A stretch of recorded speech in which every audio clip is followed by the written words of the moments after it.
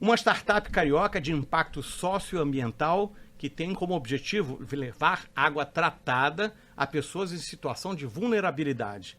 Fundada por 3 estudantes de design que já estiveram apresentando a iniciativa na ONU por 2 vezes. Uma recentemente, o Rodrigo vai falar. Eu recebo justamente aqui no Rio Tech o Rodrigo Belli, da Água Camelo. Seja bem-vindo, Rodrigo. Obrigado, Beto. Vai ser um prazer contar um pouquinho aqui sobre a nossa história, o que a gente vem construindo, né, para levar acesso à água potável para quem mais precisa no nosso país.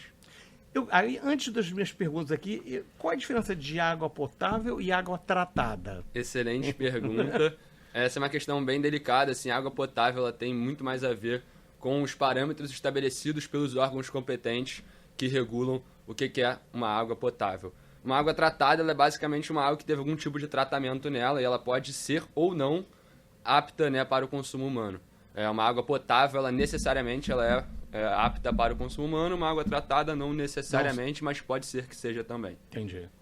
Então vamos começar por essa iniciativa, como 3 jovens da Zona Sul, estudantes da PUC, se interessaram pelos problemas de acesso à água tratada das periferias do Rio e depois do Brasil e do mundo. Boa, legal.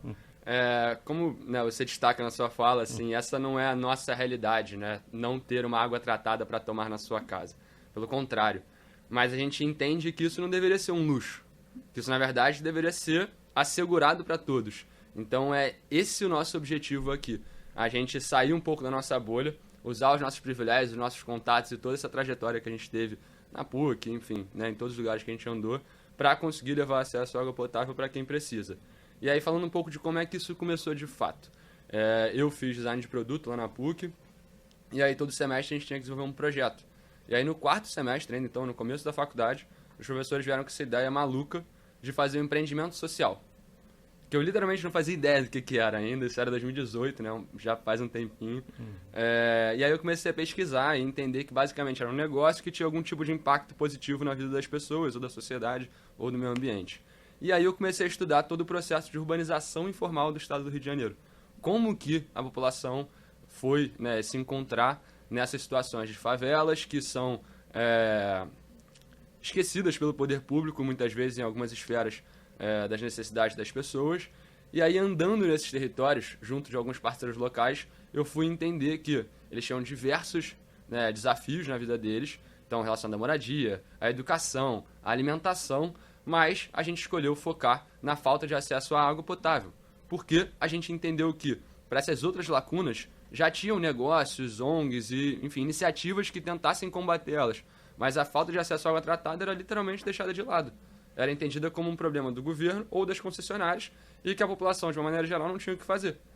Isso me deixou atônito, assim. Eu falei, não é possível que seja assim. A gente tem que encontrar uma maneira de solucionar a dúvida dessas pessoas.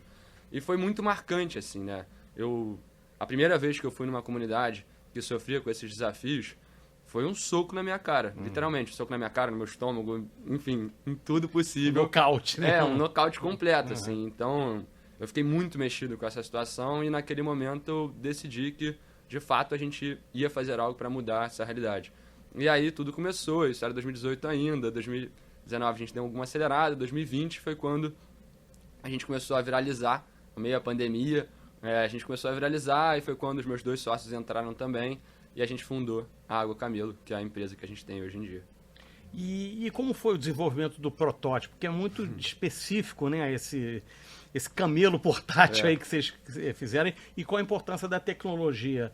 A tecnologia é uma parte central da nossa empresa de uma maneira geral, né? A gente começou com uma primeira ferramenta, que é o Kit Camelo, e é interessante a gente primeiro destacar que a gente faz tudo seguindo uma mesma metodologia na Camelo, que é o design centrado no humano.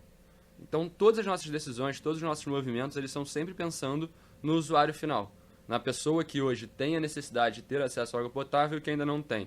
Então, tudo que a gente pensa, que a gente desenvolve, que a gente faz, é pensando nessa pessoa. Então, assim, quando a gente começou a desenvolver o nosso primeiro produto, que é o Kit Camelo, que é a mochila com um filtro de água portátil, um suporte de parede e um manual de uso e manutenção, que ele é todo pensado também para pessoas que não têm facilidade com a leitura, ele é todo iconográfico, exatamente, né? Mais uma vez, voltando para quem que a gente vai trabalhar com. a gente entendeu que durante a jornada do usuário, né, enquanto a pessoa tinha que... O que aquela pessoa fazia hoje para ter acesso à água potável? Ela tinha que sair de casa com um balde, com algum tipo de latão, enfim, algum tipo de recipiente, levar até uma bica na comunidade, fora da casa dela, encher esse recipiente e depois transportar para casa. E aí ela transportava dessas maneiras que a gente já viu algumas vezes, né? Na cabeça, amarrado numa madeira, nas costas, diversas maneiras que são prejudiciais para a saúde da pessoa. E aí a gente entendeu que nessa jornada do usuário, que eram 4 etapas: captação da água, o transporte, o armazenamento dessa água em casa e depois a filtragem, que era uma parte que eles não conseguiam fazer por falta de ferramentas para isso. E aí, quando a gente olhou para essas 4 etapas, a gente começou a desenvolver algumas soluções. E a solução que mais se adequou ao contexto territorial e às necessidades das pessoas era o kit Camelo, que é essa mochila que é maleável, então a pessoa consegue colocar nas costas vazia, chegar na bica, encher. Independente se é uma bica baixa, alta, ela consegue ter a maleabilidade necessária para a pessoa encher, depois transportar de uma maneira ergonômica para casa, então sem prejudicar, né, o corpo da pessoa, armazenar essa água num local propício para isso, porque o material da mochila ali é específico para o armazenamento de água, e depois filtrar todos os contaminantes que estão ali presentes para que ela possa beber uma água tratada, uma água potável, e assim ter acesso à água potável. E aí a gente escalou isso depois. Acho que é legal dizer aqui porque... Eu li também que os primeiros protótipos eram 25 litros e vocês falaram isso está muito pesado. Exatamente. Hoje é 15, né? Exatamente. O peso ideal seria de 15 litros. Exatamente. Assim, mais uma vez também, né, a gente... Foram alguns aprendizados, assim, enquanto desenvolvedor de produto mesmo, né? Porque a gente... daqui a gente vai fazer uma conta matemática de que as pessoas precisam de X quantidade de litros por dia, são tantas pessoas em média por casa, segundo o IBGE, então a gente faz uma conta, coloca um extrazinho, 25 litros. Legal, você vai entregar a pessoa não vai encher 25 litros porque fica muito pesado. Então é isso que a gente fala também, é importante essa interação com o usuário para a gente poder ajustar a tecnologia, a ferramenta, de uma maneira que ele vai utilizar, né, da forma mais eficiente possível. E aí a gente teve que descer a litragem para 15 litros para que as pessoas utilizassem, porque na maioria das vezes quem fica responsável pela coleta de água são mulheres e crianças. Então, isso também acabava, né? Enfim, uma mulher ou uma criança não vai ter facilidade para carregar 25 quilos nas costas. Sim. Então, isso é importante. E o que eu gosto sempre de destacar também é que a gente começou com o kit Camelo, foi muito importante para o nosso começo, mas hoje em dia o nosso carro-chefe é a mesma tecnologia de filtragem, que é uma nanotecnologia, só que numa vazão muito maior. A gente consegue filtrar entre 1.000 a 20 mil litros de água por hora, o que é um volume muito grande, que consegue atender diversas comunidades inteiras com uma micro, que a gente chama de estação de tratamento de água. E aí a gente acopla alguns sistemas de filtragem, então alguns estágios de filtragem, para garantir que as pessoas vão ter acesso à água tratada, seja em pontos estratégicos da comunidade, onde todos vão poder se servir, ou até mesmo distribuindo para a casa delas. Certo. Vamos falar agora um pouco dessa sociedade aí, né? Vocês são 3, você foi skatista profissional, o João tem uma relação profunda, né, com as florestas, quero que você fale, né? Ele pelo pai, né, e pela mãe, ele morou, né, bem lá para o norte, bastante, né? E o Daniel gosta de pegar onda. Como é que funciona a sociedade e de que forma vocês são complementares e se isso é razão do sucesso da Água Camelo? Completamente, assim, a complementariedade entre os sócios, no nosso caso, foi a chave para o nosso sucesso, assim, e eu posso destacar diversos momentos que isso foram importantes e pela nossa personalidade também, assim, eu acho que o esporte sempre moldou muito a nossa vivência, a forma como a gente pensa. Então, por exemplo, você destacou o skate. O skate, ele é um esporte muito colaborativo, né, em que você está na mesma pista aqui. Eu posso nem te conhecer, mas se você acertar uma manobra que você está tentando há muito tempo, a gente vai vibrar junto, a gente vai comemorar. O surf tem essa interação com a natureza, então a gente sempre conseguiu se complementar muito, sabe, nesse lugar. E aí o importante é que eu sou um cara mais atirado, eu sou um cara mais do risco, o Dani já é um cara mais pé no chão, que quer sempre analisar todas as possibilidades e como que isso vai acontecer. E o João acaba sendo um pêndulo ali. Tem vezes que ele fica mais de um lado, tem vezes que ele fica mais do outro. E dessa maneira, a gente vai se entendendo. E eu acho que o ponto-chave sempre foi muito o respeito que a gente tem um pelo outro, a admiração e a confiança que a gente tem um no outro também. Então, desde cedo, a gente estabeleceu que a gente sempre vai conversar sobre todos os temas que forem importantes, mas cada um tem a sua responsabilidade muito clara e onde vai poder bater o martelo e falar, cara, tudo bem, eu entendi o que vocês estão falando, entendi o ponto de vocês, mas eu, enquanto responsável por essa área, acredito que esse é o caminho. E um outro ponto-chave é, se esse caminho der errado, não existe virar os outros dois e falarem assim, tá vendo? Eu falei. Não existe. Uma hora que o caminho está definido, o caminho está definido, a gente vai, todo mundo, tentar ao máximo fazer isso dar certo. Então, acho que... e aí o esporte também tem essa questão de competitividade, de saber, né, quando você tenta fazer um esporte profissionalmente, que nem eu fiz, exige muito de você, né? Exige muito de comprometimento, de fazer coisas que você não quer fazer, de, enfim, ter que ficar aquela hora extra muitas vezes, sabe? Tentando, o que é um reflexo hoje em dia da forma como a gente lida com o negócio, sabe? Lógico, a gente erra pra caramba, já errou muitas vezes, acredito que ainda vai errar muito mais, só que a gente tá sempre tentando acertar, sempre tentando fazer melhor, aprendendo com os erros e se complementando, né? Um dia um tá mal, aí a gente senta todo mundo, chora junto, se abraça e faz a coisa avançar, e isso, né, perpassa para as outras lideranças da empresa também, sabe? Esse é um ponto que sempre foi muito importante pra gente. A gente ter pessoas que têm os mesmos valores, que acreditam nesse mundo que a gente acredita, que enxergam essa visão que a gente tem e que, consequentemente, conseguem lidar com seus liderados, com as suas equipes, da mesma maneira como a gente lida, né, e sempre lidou com a nossa empresa de uma maneira geral. Legal. Aí eu vou falar um pouco sobre, quero que você fale, na verdade, sobre as diferenças que vocês começaram em zonas urbanas. E hoje vocês estão em aldeias indígenas. Falei com o João semana passada, ele estava em Belém. Quer dizer, como foi esse salto e para onde que vocês querem ir em relação a atendimento, né? Qual é o planejamento que vocês querem sanear esse problema, né? Vocês querem acabar com esse problema, mas eu sei que, né, as coisas são aos poucos, mas como foi o salto da parte urbana para aldeias indígenas? Vocês foram para a ONU com caciques, né? Explica um pouco como foi essa experiência, como é. O nosso sonho, de fato, é que a Água Camelo não precise mais existir. Eu acho que isso tem que ficar muito claro, assim. A gente não tá aqui para pagar de bonzinho nem nada do tipo, assim. A gente tá, de fato, para resolver um problema real e o nosso sonho é que ele seja resolvido. Que todo mundo tenha um copo de água limpa para beber na sua casa. Essa é a nossa missão. Que todos tenham um copo de água limpa para beber na sua casa. Ponto. E a nossa visão é, sim, ser a líder global no acesso à água potável para quem precisa. Entende? Então, a nossa missão não é ser a maior. A nossa missão é que o problema seja resolvido. Se por acaso a gente conseguir chegar lá ajudando esse problema a ser resolvido, sendo a maior do mundo, levando acesso à água para quem precisa, ótimo. Maravilha. Mas a nossa missão é que o problema seja resolvido. Acho que isso tem que ficar muito claro, assim, desde o início. A gente começou atuando em Jardim Gramacho, que, né, até 2012 era o maior lixão da América Latina, né, enfim, diversos desafios sociais que existem ali no território até hoje.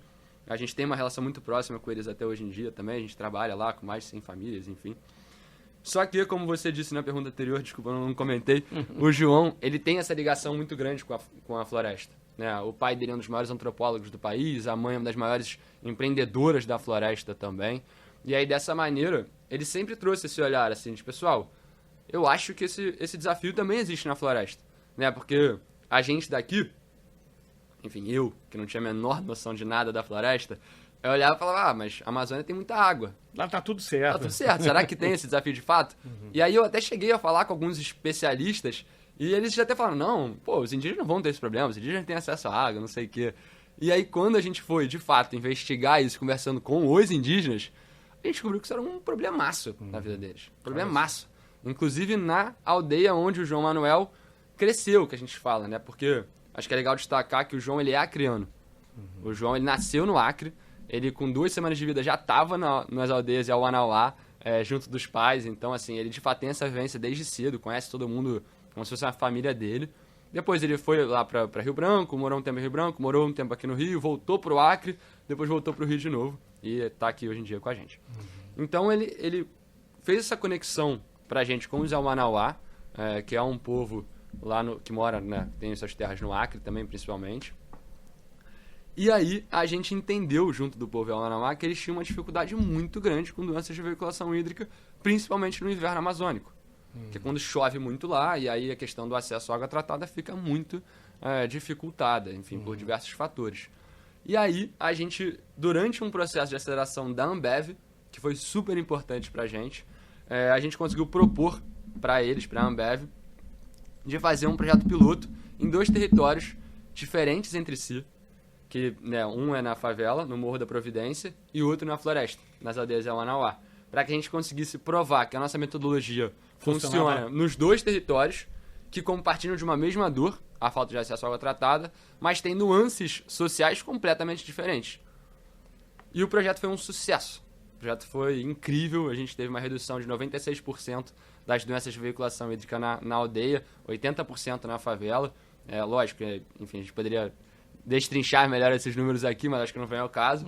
E aí, dessa maneira, a gente foi premiado também nessa aceleradora da Ambev, o que pra gente foi super importante, porque a gente era a menor startup, assim, a gente era os mais jovens, disparado. Éramos só nós 3 ainda nessa época na empresa, enquanto a gente estava competindo com empresas que tinham 30 funcionários. Enfim, já tinham levantado milhões e milhões de reais de investimento. E a gente fez um trabalho incrível, assim, que super impressionou os executivos da companhia também. E abriu uma porta para a gente depois conseguir continuar trabalhando com eles. E nos nossos 2 primeiros anos, eles foram nosso principal cliente. Ainda são muito representativos para a gente, assim, até pela parceria que a gente conseguiu desenvolver. E eles serviram muito como um selo também, né? A gente batia na porta depois das empresas e falava assim, a gente trabalha para a Ambev. Aí que eles perguntavam, tá, mas o que vocês fazem para eles? Sabe? Ao invés de a gente chegar falando, a gente leva acesso à água potável, a gente teria algumas portas fechadas, que na verdade a gente chegando com esse selo da Ambev, as portas já eram abertas e depois a gente conseguiu hoje em dia, né, trabalhar com milhares de empresas, enfim, diversas empresas para levar acesso à água para quem precisa. Legal. Vamos falar então um pouco sobre esse... Vocês têm qual o modelo de negócio de vocês, quem paga a conta e também esses programas de aceleração, quais vocês fizeram? Você já falou de um aí, né? Algum outro que tenha sido importante para o desenvolvimento da sociedade, da startup? Boa.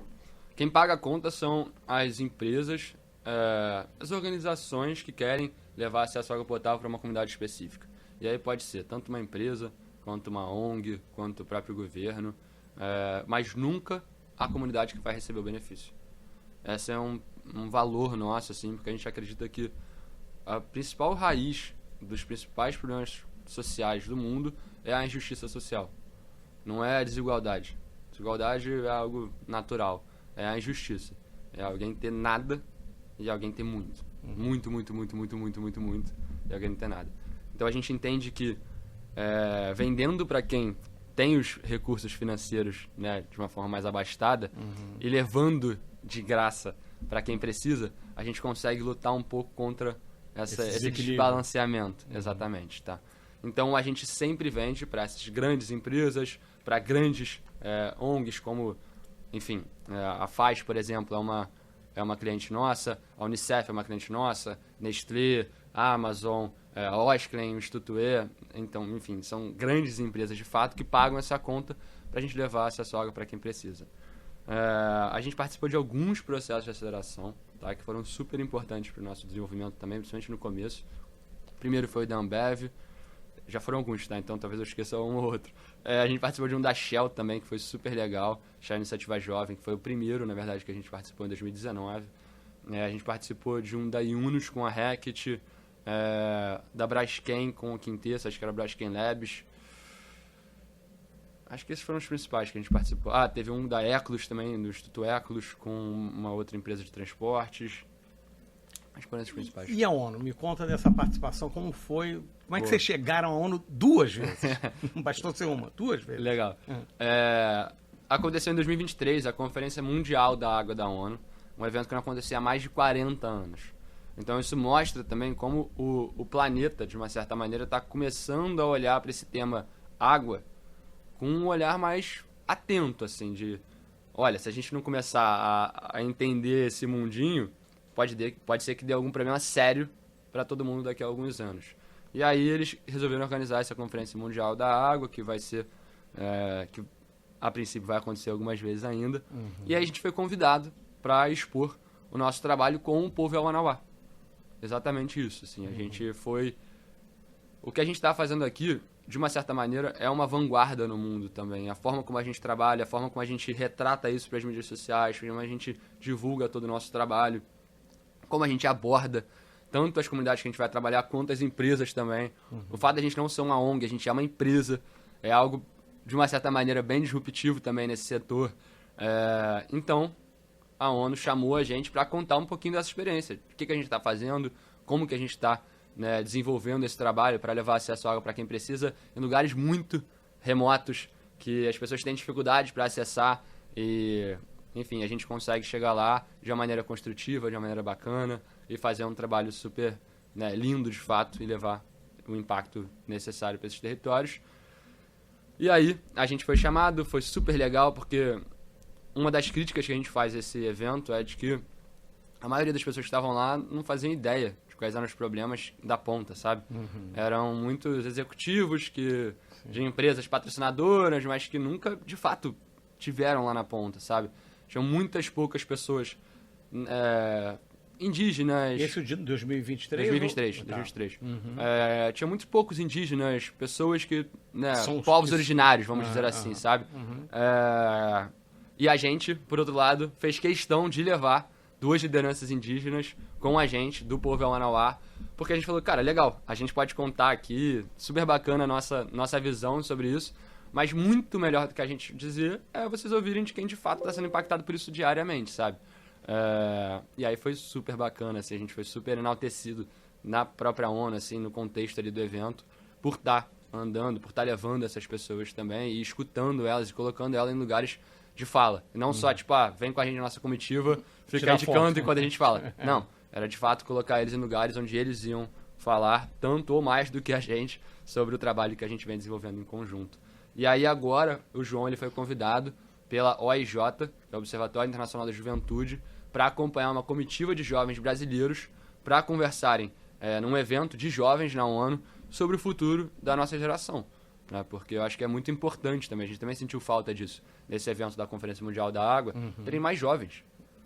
Porque, assim, legal, a gente tem que sempre contar com a experiência de quem está aqui há mais tempo, mas no final do dia, daqui a algum tempo, somos nós que vamos estar nessas posições de tomadores de decisão e vamos sofrer com os piores impactos do aquecimento global, das mudanças climáticas enfim. Então é importante que os jovens assumam esses lugares de tomada de decisão cada vez mais, e esse é um dos papéis principais da OIJ e desse tipo de evento que o João foi agora na ONU participar. Rodrigo, quais tecnologias vão poder ajudar a ampliar o número de pessoas, que é o grande objetivo de vocês, atendidas pela Água Camelo? Existe alguma grande novidade em andamento em relação ao kit Camelo e a central? Olha, Beto, existe. A gente está agora desenvolvendo um produto que a gente entende que vai ser complementar essas outras soluções que a gente já trabalha, essas outras ferramentas que a gente trabalha hoje em dia, mas que ainda está na fase de desenvolvimento, então não cabe muito falar aqui, não vamos dar nenhum spoiler, mas tem coisa vindo tem coisa aí no forno aí, interessante. Com bastante tecnologia envolvida. Com bastante tecnologia envolvida, e nossos objetivos são bem grandes, assim, com essa nova tecnologia que a gente está desenvolvendo, com parceiros muito robustos, que a gente entende que vão dar uma solidez muito forte para o nosso trabalho. E aí, basicamente, a gente está desenvolvendo 2 frentes. Uma frente de hardware e uma frente de software. Para a gente poder escalar as nossas operações, mantendo a qualidade do nosso impacto também, que é muito importante, sabe? Entendi. Legal. Rodrigo, muito obrigado pela sua participação. Eu queria mandar um abração para o João e para o Daniel. Vocês estão aqui muito bem representados. Um dia eu quero conhecer vocês também, pegar uma onda com o Daniel. E, poxa, bacana, muito legal o trabalho de vocês. E quero ver essas coisas acontecendo.